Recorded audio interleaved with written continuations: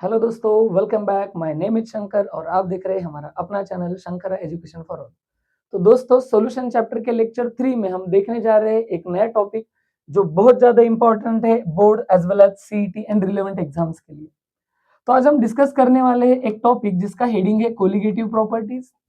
फिर उस colligative properties में से पहली property elevation of boiling point, इसको हम पढ़ेंगे और फिर साथ में सॉल्व करेंगे कुछ पीवाईक्यूज।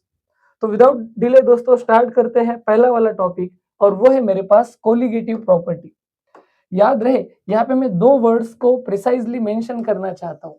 हम कोलिगेटिव प्रॉपर्टीज सीखने तो वाले हैं, लेकिन शुरुआत में हम नॉन इलेक्ट्रोलाइट्स की बात करेंगे। तो पहला शब्द मुझे क्या बताता है सर? Non electrolyte. क्या होता है नॉन इलेक्ट्रोलाइट? तो पहले तो इलेक्ट्रोलाइट को याद करो। इलेक्ट्रोलाइट यानी एक ऐसा मॉलिक्यूल या कंपाउंड जो आयंस में डिसोसिएट होता है इन इट्स एक्वस सॉल्यूशन। मतलब अगर मैं उसको पानी में डाल दूं तो प्लस और माइनस में टूटेगा, जैसे NaCl। यहाँ पे हम इलेक्ट्रोलाइट नहीं, यहाँ पे बात कर रहे हैं नॉन इलेक्ट्रोलाइट की। मतलब ये जो है, तो नॉन इलेक्ट्रोलाइट का इधर वर्ड का मीनिंग लिखवा दूं, ये डज नॉट डिसोसिएट।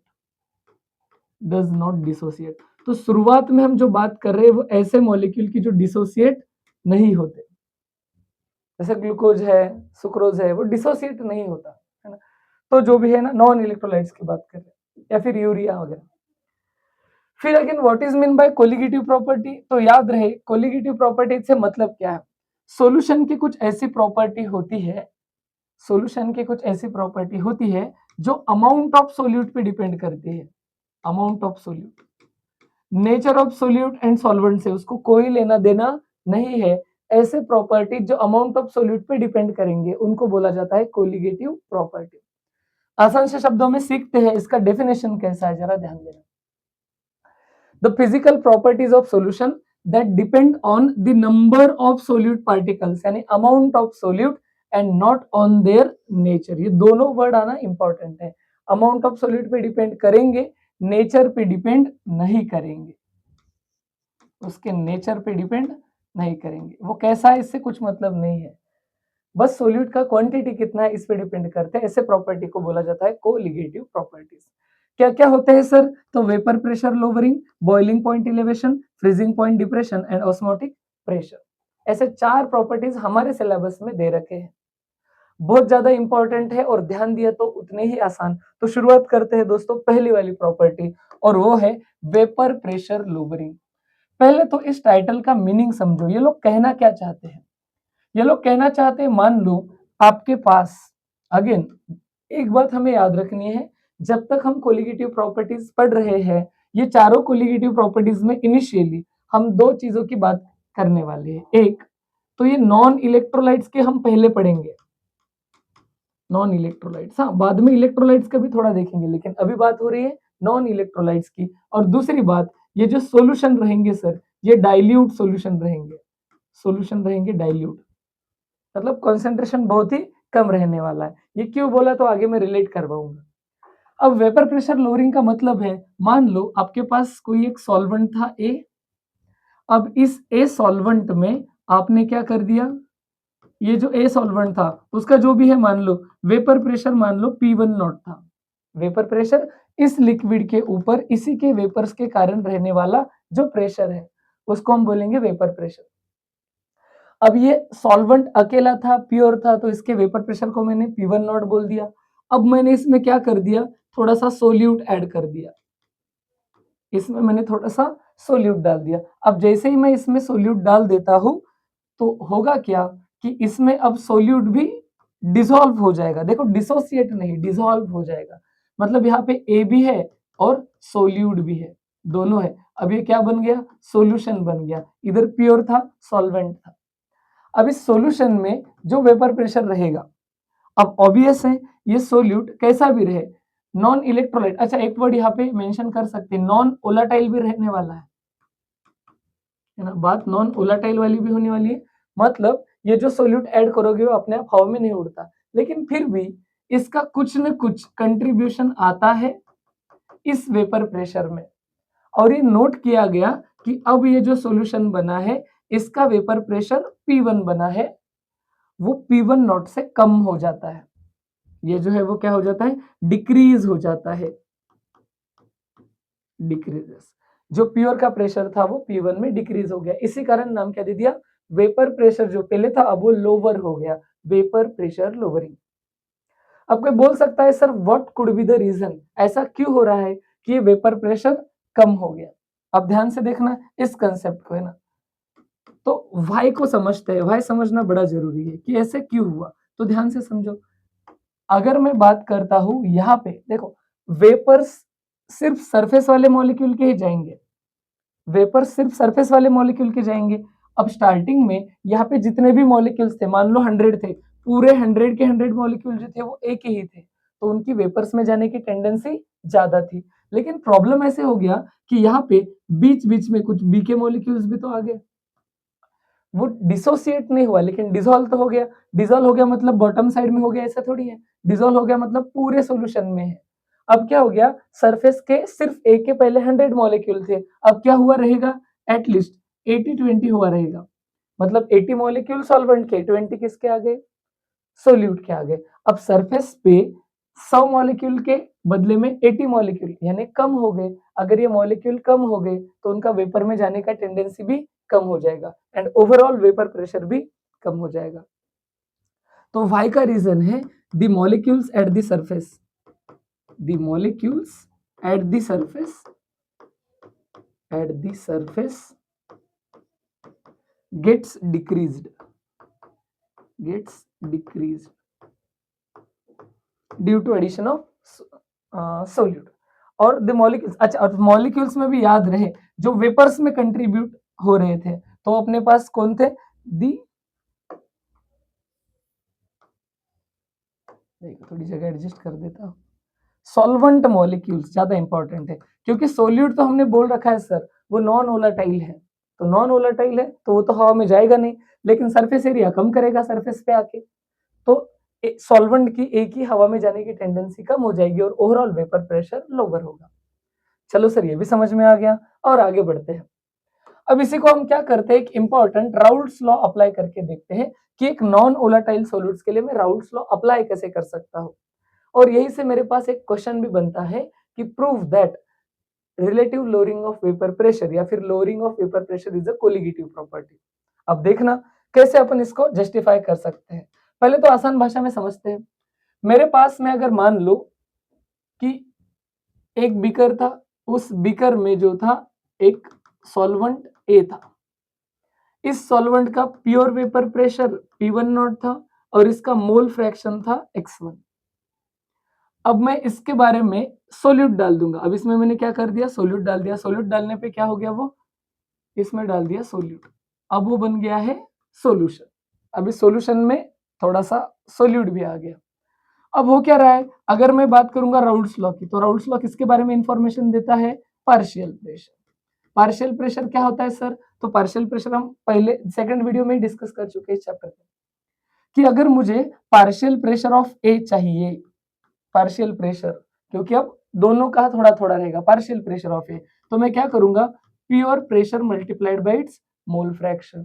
थोड़ा याद रखना, आपको पता है x1 जो मोल फ्रैक्शन है उसमें x1 प्लस x2 यानी मोल fraction of solvent and mole fraction of solid, इसका सम हमेशा हमेशा कितना होता है, 1। तो इस हिसाब से x1 कितना हो जाएगा, ये प्लस उधर गया तो 1 माइनस x2। सेम यहाँ पे मैं क्या करता हूँ, 1 माइनस x2 को रखता हूँ, तो क्या मिलेगा, partial pressure of A is equal to P1 not into 1 minus x2। अरे इसको सॉल्व करूंगा रे, P1 नॉट और ये ब्रैकेट में है तो पहले इसको मल्टीप्लाई करूंगा माइनस इसको मल्टीप्लाई करूंगा, P1 not minus P1 not x2। सही है। अब हो क्या रहा है, इस माइनस वाले को इधर भेजता हूँ प्लस हो जाएगा और ये प्लस वाला रेडीमेड उधर भेजा तो माइनस हो जाएगा। इसका मतलब सर मेरे को कुछ ऐसे मिलेगा कि इसको इधर भेज दिया, P1 not x2 is equal to, ये उधर जाएगा P1 नॉट माइनस P1 या फिर P बोल के चलो, ऐसे कुछ। अब ध्यान से देखना, अगर मैं देख पा रहा हूं तो इसको मैं इधर लेफ्ट में लिखता हूं, क्या हो जाएगा, P1 नॉट माइनस P1। अरे सर इसको ध्यान से देखो, ये क्या है, ये है चेंज इन वेपर प्रेशर। पहले कितना था, P1 नॉट, अब कितना है, Pa इज इक्वल टू कितना है मेरे पास, P1 नॉट इंटू x2। यहां से एक चीज साफ साफ नजर आती है कि चेंज इन वेपर प्रेशर यानी लोअरिंग इन वेपर प्रेशर किस पे डिपेंड कर रहा है, x2 पे। x2 क्या है, मोल फ्रैक्शन ऑफ सोल्यूट। x2 है मोल फ्रैक्शन ऑफ सोल्यूट। अगर मोल फ्रैक्शन ऑफ सोल्यूट पे डिपेंड कर रहा है तो हमने पहले ही बोल रखा है कोलिगेटिव प्रॉपर्टी का मतलब क्या होता है, अमाउंट ऑफ सोल्यूट पे डिपेंड करना। ये जो चेंज है रिलेटिव लोअरिंग, ये तो x2 पे ही डिपेंड कर रहा है। x2 पे डिपेंड कर रहा है इसका मतलब it is a colligative property. तो यहां से एक छोटा सा डेरिवेशन टाइप में भी हमने प्रूफ कर दिया कि इनिशियल माइनस फाइनल यानी चेंज इन यानी वही लोअर हो रहा है तो लोअरिंग ऑफ वेपर प्रेशर जो है वो x2 पे यानी अमाउंट ऑफ सॉलिड पे डिपेंड कर रहा है, इसलिए वो कोलिगेटिव प्रॉपर्टी है। यहाँ पे कुछ ग्राफ दिया है, इस ग्राफ को भी थोड़ा सा समझा देता हूँ। ये ग्राफ लेके चलता है अपना इनिशियल इक्वेशन फॉर सॉल्वेंट, क्योंकि सोल्यूट तो नॉन वोलेटाइल है सर, हवा में नहीं जा रहा है। तो मेरे पास पार्शियल प्रेशर ऑफ ए के लिए क्या आता है, P1 नॉट इंटू x1। इधर मैंने क्या कर दिया, वेपर प्रेशर ले लिया और इधर क्या कर दिया, मोल फ्रैक्शन ऑफ सॉल्वेंट। यानी शुरुआत में इधर मोल फ्रैक्शन था 0, फिर धीरे 0.2, 0.4, 0.6, 0.8 और 1 हो गया। अब देखना इधर तो वेपर प्रेशर है और ये वेपर प्रेशर PA यानी पार्शियल प्रेशर ऑफ ए होने वाला है। अब ध्यान से देखो, स्टार्टिंग में अगर x1 0 है तो समथिंग मल्टीप्लाइड बाय 0 तो 0 हो गया, तो प्रेशर भी कितना रहेगा, 0। अब मैंने इसको थोड़ा सा बढ़ा दिया, 0.2 लिया तो थोड़ा सा प्रेशर बढ़ेगा, फिर 0.4 किया और बढ़ेगा, 0.6 किया और बढ़ेगा।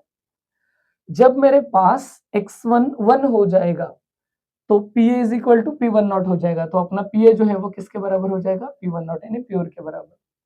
तो बस इस ग्राफ में, अरे हमने इसको आइडियल सॉल्यूशन में भी तो देखा था, ये सेम ही टाइप का ग्राफ है। मेन तो ये थोड़ा सा डेरिवेशन टाइप में था। थोड़ा सा आगे बढ़ते हैं सर।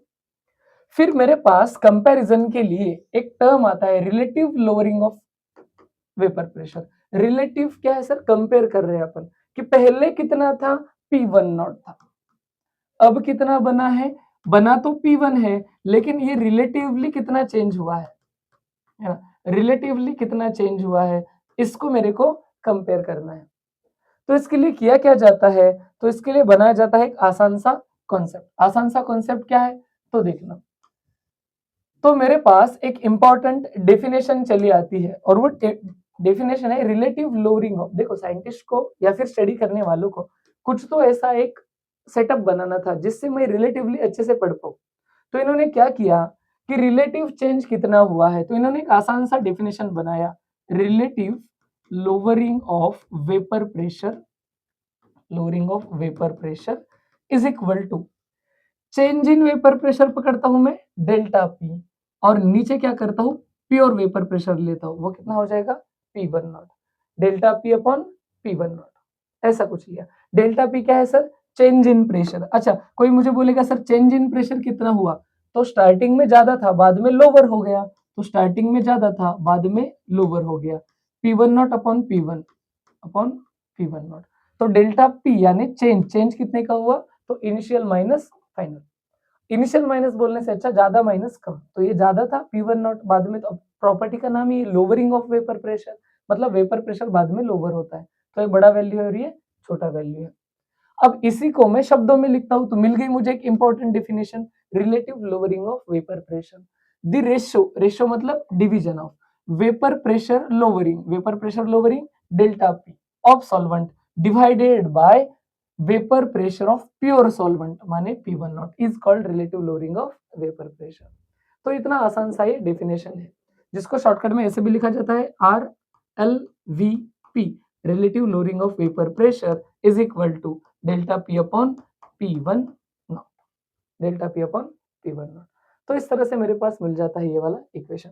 अरे जरा ध्यान से देखो, क्या हमने ये देखा था P1 not minus P1 is equal to P1 not x2, तो यहाँ पे मैं क्या बोल सकता हूँ, यहाँ पे डेल्टा P मेरे पास क्या था, P1 not minus P1 upon P1 not, ये तो डेल्टा P ही है, ऐसा कुछ है। तो फिर मेरे पास ये वाला इक्वेशन यहाँ पे भी रिलेट हो जाता है। और आगे बढ़ता हूं मैं। अब देखते हैं सबसे इंपॉर्टेंट एक डेरिवेशन काइंड ऑफ थिंग, कि अल्टीमेटली देखो कोलिगेटिव प्रॉपर्टीज हमें स्टडी क्यों करनी है। मान लो मेरे पास एक अननोन सोल्यूट था, उस अननोन सोल्यूट का मुझे ग्राम में वजन पता है और उसका मोल फ्रैक्शन वगैरह जो भी है वो उस सॉल्यूशन में मैं कैलकुलेट करके ही डालूंगा मेरे हिसाब से, मुझे पता है कितना उसमें डालना है, सॉल्वेंट क्या लेना है वो भी मुझे पता है। मैं एक अननोन सोल्यूट का मोलार मास निकाल सकता हूँ और उसी के लिए अपने को करना है एक छोटा सा डेरिवेशन सॉल्व। तो हम कोलिगेटिव प्रॉपर्टी का यूज करके कि रिलेटिवली कितना वेपर प्रेशर कम या ज्यादा हुआ है, उस लॉजिक से हम molar mass of unknown solute निकाल सकते हैं। तो इसके लिए मैं करता क्या हूँ, तो मैं पहले तो एज्यूम करके चल रहा हूँ कि relative lowering of vapour pressure जो है वो एक कोलिगेटिव प्रॉपर्टी है, वह एक कोलिगेटिव प्रॉपर्टी। ओके, यह कोलिगेटिव प्रॉपर्टी। अब कोलिगेटिव प्रॉपर्टी है मतलब क्या है, तो ये डिपेंड करता है अमाउंट ऑफ सोल्यूट पे, तो ये अमाउंट ऑफ सोल्यूट पे डिपेंड करेगा। अब यही स्टडी करने के लिए मैं क्या करता हूँ, तो देखो मतलब मैं क्या लिख रहा हूँ कि relative lowering of vapour pressure जो कि कोलिगेटिव प्रॉपर्टी है, जिसको मैं क्या लिख सकता था, delta P upon P one not. ये किसके बराबर है, तो अमाउंट ऑफ सोल्यूट पे डिपेंड कर रही है, इसका मतलब मोल फ्रैक्शन ऑफ सोल्यूट पे डिपेंड कर रही है।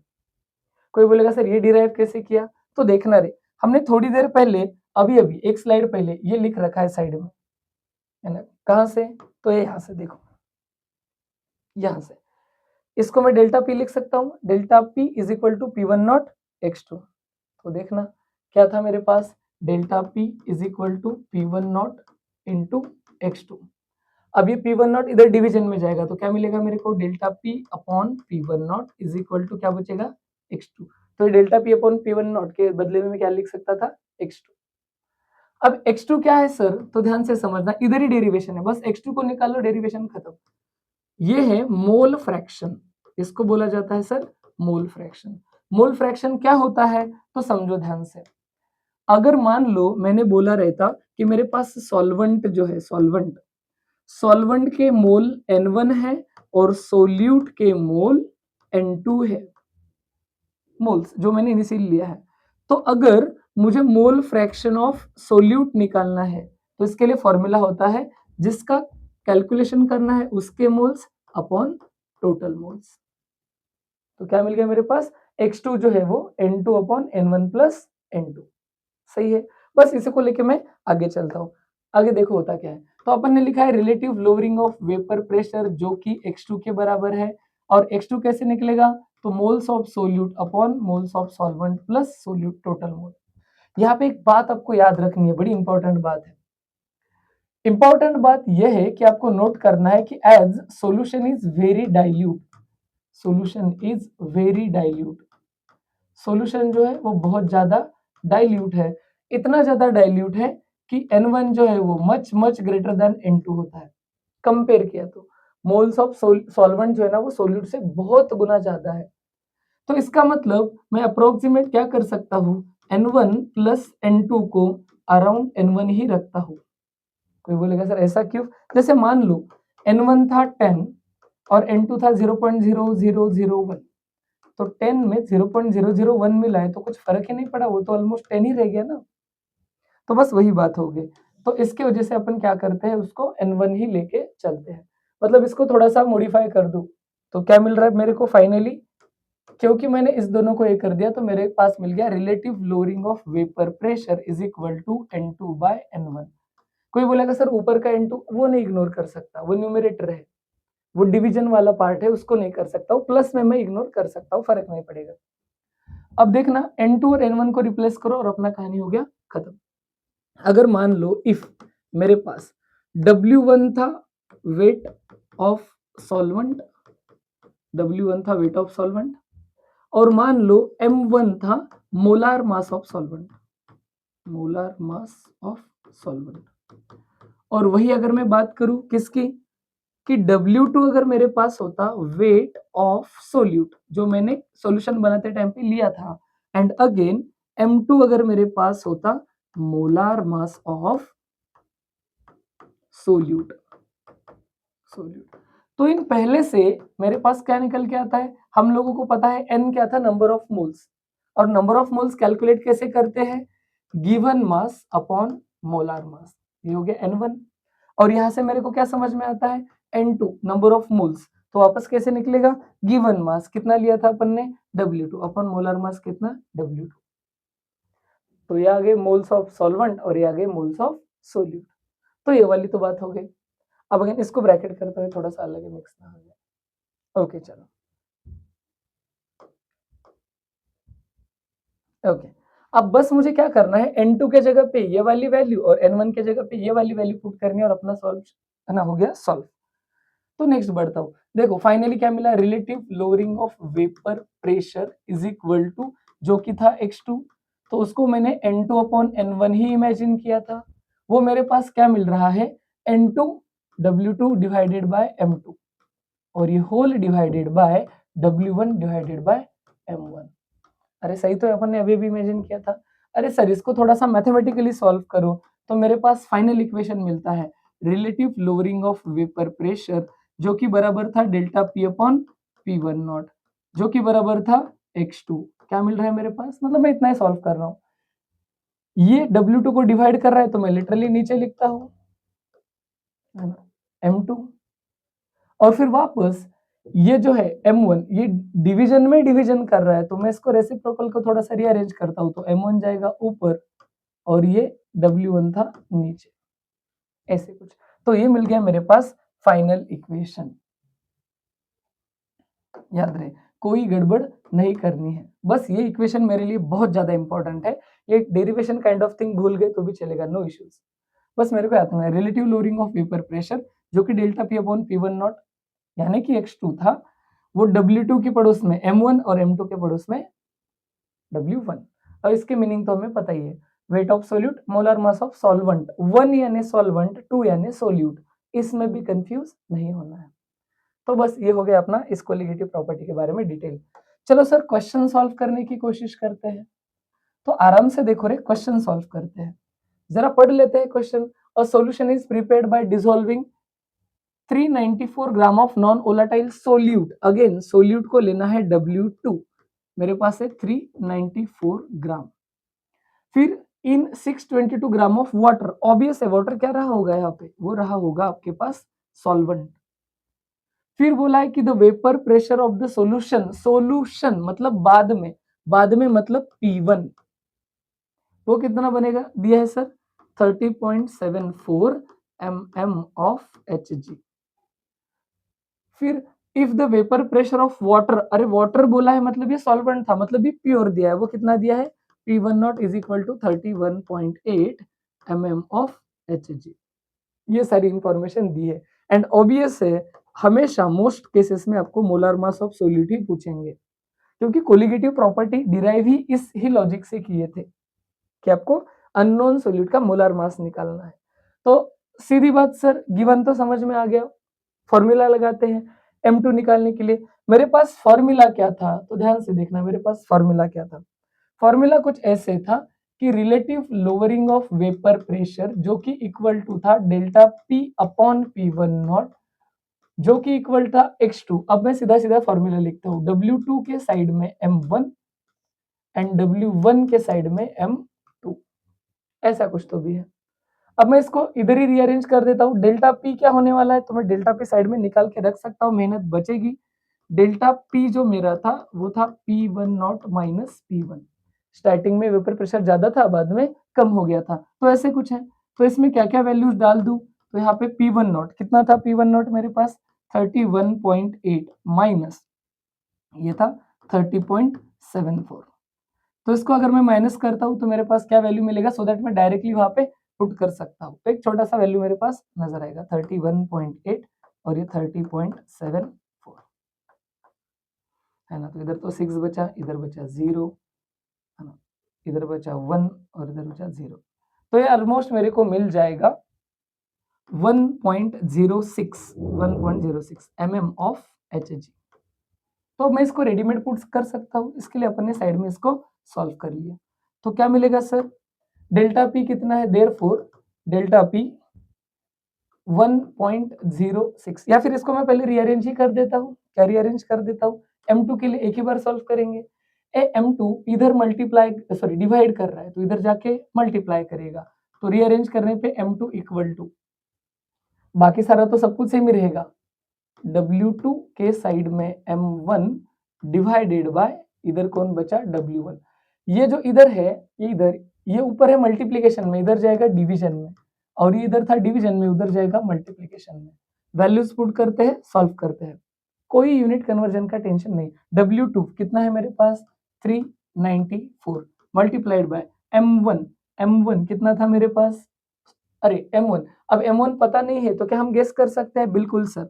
सॉल्वेंट क्या था मेरे पास, वाटर, M1 तो वाटर है, और वाटर का मोलर मास कितना होता है 18, यूनिफाइड मास या फिर ग्राम कंसिडर करके चलो 18, हाइड्रोजन का 2, ऑक्सीजन का 16, तो M1 मेरे पास कितना है 18, P1 नॉट उन्होंने दे रखा था 31.8 डिवाइडेड बाय W1 कितना दे रखा है उन्होंने 622 इंटू डेल्टा पी कितना निकला है अपना 1.06। आराम से इस नंबर को सॉल्व कर लेना, हमें आंसर मिल जाएगा। तो कैलकुलेशन वाला पार्ट तो कर ही लोगे, टाइम बचाने के लिए मैं आपको डायरेक्ट आंसर टेक्स्ट बुक वाला बता देता हूँ, थोड़ा प्लस माइनस आपका आंसर आ सकता है। तो बस फाइनल आंसर बता देता हूँ, फाइनल आंसर कुछ ऐसे है मेरे पास, और वो मुझे मिलेगा सर 342 ग्राम पर मोल, क्योंकि ये मोलार मास है तो एक मोल में उतना ग्राम, तो ग्राम पर मोल, दैट्स इट। तो ऑनेस्टली आपको कैलकुलेशन जो है वो मैच करके देखना है। टू रिड्यूस द टाइम मैंने इसको डायरेक्ट मेंशन कर लिया। इतना ही नहीं सर, एक और क्वेश्चन भी हमें पूछ रहे हैं, क्या है क्वेश्चन फटाफट 2 मिनट में देखते हैं।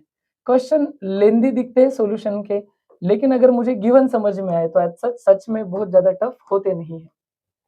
तो चलो भाई वापस गिवन निकालते हैं, आपको ये क्वेश्चन शायद से आ भी जाएगा खुद से। The vapour pressure of pure benzene P1 not की बात हो रही है सर, कितना दिया है 640 mm of Hg।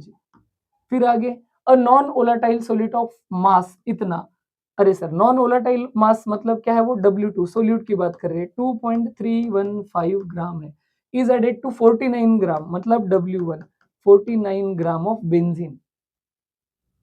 The vapour pressure of the solution मतलब P1 कितना हो गया है सर 600, देखो 40 से कम हो गया, mm Hg। What is the molar mass of solute, तो अगेन मैं पहले ही बोला था कि M2 ही पूछेगा मोस्टली।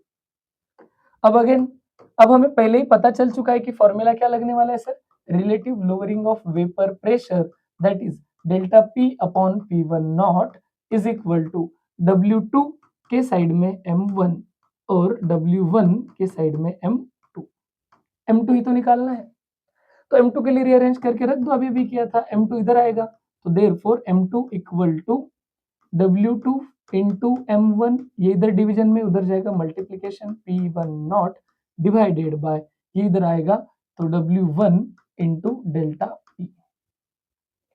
डेल्टा P इधर ही लिख देते हैं सर, डेल्टा P कितना आएगा, तो डेल्टा P आएगा P1 नॉट माइनस P1, तो 640 माइनस 600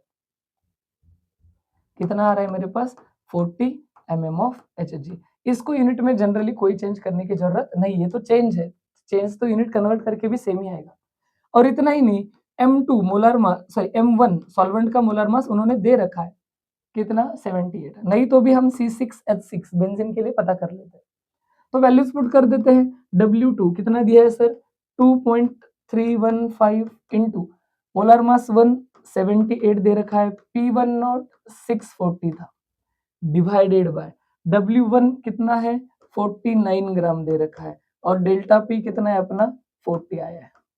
यहाँ से मुझे क्या मिलने वाला है M2। अगेन ऑनेस्टली आप लोग कैलकुलेशन करके देख लेना है, जब तक आंसर मैच नहीं होता तब तक सेटिस्फाई नहीं होना है। तो फिर क्या हो जाता है, तो देखो ध्यान से, तो मैं फाइनल आंसर आपको बता ही देता हूँ जो आप लोग खुद से भी सॉल्व कर सकते हो। 58.96, तो इसका आंसर जो मिलेगा वो मुझे कितना मिलेगा 58.96, मोलार मास है तो ग्राम पर मोल।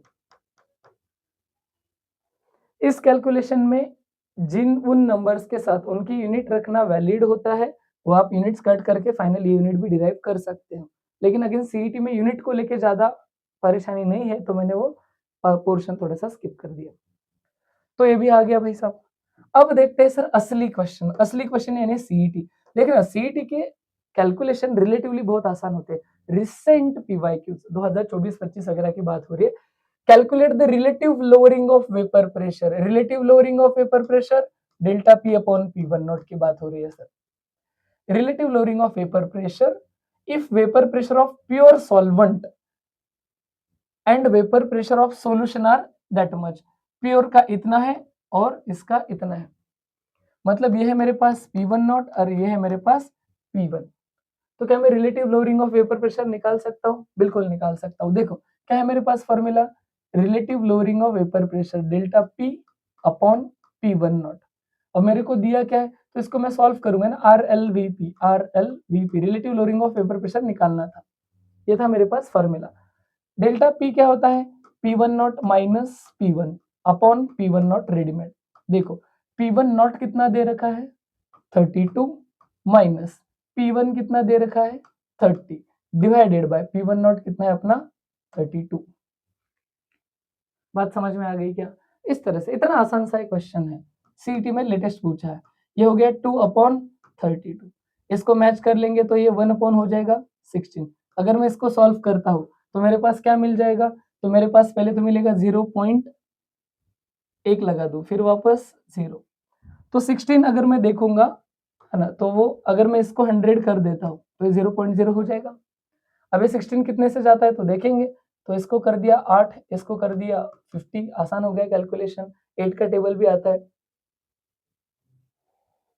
ओके, ये ऐसे कुछ, फिर 2 बचेगा और फिर मेरे पास हो जाएगा ओके 0.06 वाला जो भी है वो सही जाना चाहिए, तो देख लो यहाँ पे मिल गया आंसर। तो इतना आसान सा क्वेश्चन सीईटी में आ रहा है। एक और क्वेश्चन देख लेते हैं, एक और question, what is the vapour pressure of solution, vapour pressure of solution मतलब P1 की बात हो रही है सर, कंटेनिंग 0.1 मोल नॉन वोलेटाइल सोल्यूट, मोल में दिया है तो N2 dissolve in 16.2 gram of water, ऐसा कुछ है। P1 नॉट इतना दे रखा है, मोलर मास ऑफ वाटर इतना दे रखा है। अब ध्यान से देखना, वेपर प्रेशर ऑफ क्या पूछ रहा है मुझे, सॉल्यूशन पूछ रहा है, सॉल्यूशन मतलब P1। तो P1 अगर मुझे सॉल्व करना है तो अगेन मैं क्या कर सकता हूँ, तो P1 के लिए मेरे पास फॉर्मूला है relative lowering of vapour pressure is equal to delta P upon P1 not. आगे थोड़ी सी बात करो सर, डेल्टा P क्या होता है, P1 not minus P1 upon P1 not, कुछ इस तरह से। अब अगेन ये वाली वैल्यू तो मेरे पास है नहीं, इतनी वैल्यूज है, अब मेरे को निकालना P1 ही है, तो मैं आगे का सॉल्व करता हूँ। क्या मैं इसको N2 अपॉन N1 ले सकता था, X2 N2 अपॉन N1 जो डेरिवेशन का पार्ट है अपने, X2 यानी, अच्छा नीचे N1 प्लस N2 था, लेकिन N2 बहुत छोटा था तो इग्नोर कर सकते हैं। मतलब सर मुझे ये वैल्यू तो गिवन है, अब मुझे N2 एंड N1 निकालना है। अरे N2 रेडीमेड दिया है, N1 कैसे निकलेगा, तो N1 निकलेगा given mass upon molar mass से, यहां से निकलेगा मेरे को N1। तो इसको यहीं पे सॉल्व कर देता हूँ, जो आंसर आएगा उसको देख लेंगे। तो इसको अगर मैंने सॉल्व कर दिया तो ये हो जाएगा 8.1, इसका हाफ कर दूंगा तो 9 हो जाएगा। सॉल्व करूंगा तो N1 कितना मिलेगा सर मुझे, तो 0.9981, 0.9, तो मिल गया सर सब कुछ। क्या है मेरे पास, तो इस वाले फॉर्मूला को आगे उठाता हूँ क्योंकि I am interested in P1। तो देखना क्या हो जाएगा, P1 नॉट, इसको सॉल्व करने गया तो P1 नॉट कितना दिया है 24 minus P1 upon 24 is equal to N2 कितना दे रखा है मेरे पास 0.1, और ये भी कितना दे रखा है 0.9 जो अपन ने अभी कैलकुलेट किया था। तो इसको तो सीधा सीधा 1/9 लिख सकता हूँ मैं, 1/9 डिवाइड एंड मल्टीप्लाई बाय 10। अब ये 24 इधर डिवाइड हो रहा है, उधर जाके मल्टीप्लाई करेगा। अब ये बचा हुआ कैलकुलेशन जो है वो मैं इस साइड लेके आता हूँ, ऐसा कुछ। तो क्या बच रहा है मेरे पास 24 minus P1 is equal to, ये उधर जाएगा तो 1/9 इंटू 24। अब इसको सॉल्व कर दूंगा यहीं पे सॉल्व कर दिया तो क्या मिल रहा है मुझे, ओके 2 पॉइंट समथिंग मिलेगा, 6 बचा,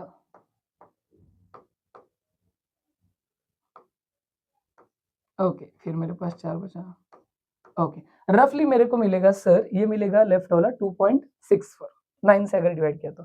अब देखना ये P1 इधर माइनस में है तो उधर जाके प्लस हो जाएगा, ये माइनस वाला उधर गया तो प्लस हो जाएगा, और ये प्लस वाला इधर है तो माइनस हो जाएगा। मतलब अगर मैं इसको सॉल्व करता हूँ तो मेरे पास फाइनल आंसर मिलता है P1 is equal to 24 minus 2.64। आप देखना 24 में से इसको अगर माइनस करोगे तो आपके पास क्या बचता है ना। तो 24 में से 2 गए तो पहली बात तो किसके आसपास जाएगा वो आंसर है 2.6 मतलब अराउंड इधर, तो ये मिल गया ना 21.3 mmHg। देखना रफली उतना ही मिल जाएगा। तो बस ऐसे आसान से क्वेश्चन है, हम लोगों को इसका अप्रोच रखना है। इतना ही नहीं, एक और क्वेश्चन आपके पास अवेलेबल है, इस क्वेश्चन को भी सॉल्व करते हैं। बड़ा आसान सा क्वेश्चन है, ये लास्ट क्वेश्चन रहेगा आज के सॉल्विंग में। तो देखना ध्यान से, इस क्वेश्चन में मुझे क्या इन्फॉर्मेशन मिल रही है। In a solution mole fraction of solute, mole fraction of solute माने x2 दे रखा है सर, कितना दे रखा है 0.2। When lowering of vapour pressure, lowering of vapour pressure delta P upon P1 not की वैल्यू दे रखी है 10 mm ऑफ Hg। कितना लोअरिंग हुआ है उतना हुआ है। अच्छा रिलेटिव नहीं है, सिर्फ लोअरिंग। ओके चलो, सिर्फ लोअरिंग है मतलब कितना कम हुआ है, तो डेल्टा P से कम हुआ है। वो कितना है मेरे पास 10 mm of Hg। To get lowering of vapour pressure of 20 the mole fraction क्या हो जाएगा। अब देखना ये थोड़ा क्रिएटिव क्वेश्चन है और इसके लिए हमें पीवाईक्यू सॉल्व करने ही पड़ते। देखो पढ़ा एक और आता है एक काइंड ऑफ। तो आपने देखा है कि P1 डेल्टा P जो होता है relative lowering of vapour pressure, वो directly proportional to mole fraction of solute होता है। तो delta P1 is equal to, मैं ऐसे बोल सकता हूँ कि मोल fraction of x2 dash and delta P2 ये जो रह जाए वो डायरेक्टली प्रोपोर्शनल टू हो जाएगा मोल fraction of solute double dash, मतलब जो भी चेंजेस है। तो इसका मतलब आसान भाषा में यही बोल सकता हूँ कि P1 x1 पे डिपेंड करता है P2, यानी इक्वल टू का ही काम हो गया। तो ऐसे में अगर है तो मुझे क्या पता चलता है कि मान लो अगर मोल फ्रैक्शन कितना, पहले तो 10 mm ऑफ Hg था जब मेरे पास x2 कितना था 0.2 था। अब ये 20 हो गया तो रिलेट करो कि ये कितना रहा होगा, तो s x क्रॉस मल्टीप्लाई कर सकते हैं सर। क्रॉस मल्टीप्लाई किया तो क्या मिलेगा मेरे को x इज इक्वल टू, यानी 10 कम होने में 0.2 सोल्यूट लगा तो 20 कम होने में कितना लगेगा। तो अगेन क्रॉस मल्टीप्लाई कर दिया तो मेरे पास मिला 20 इंटू 0.2 डिवाइडेड बाय 10। अगर मैं इसको सॉल्व करता हूँ इस x को तो ये मेरे को मिलेगा, ये मिलेगा 2, तो ये हो जाएगा 0.4। उस ऑप्शन को टिक कर देता हूँ, खत्म। तो बस ये चीजें हैं, है ना। तो याद रहे भाई हम लोगों को ध्यान से पीवाईक्यू सॉल्व करने हैं। अगेन आपको बता दूं कि at the end of the series, ये जो एक्सक्लूसिव लेक्चर सीरीज चल रहा है, ऑब्वियस है आप लोगों के डिमांड पे अगर मुझे कमेंट्स मिलते हैं तो डेफिनेटली सिर्फ पीवाईक्यूज के लिए एक डेडिकेटेड वीडियो सीरीज अपन बना सकते हैं जो हर चैप्टर के रिसेंट 2-3 साल के पीवाईक्यूज को कवर करेगा। तो अगेन क्लास पढ़ते रहना है ना, अच्छे से मन लगा के पढ़ते रहना है।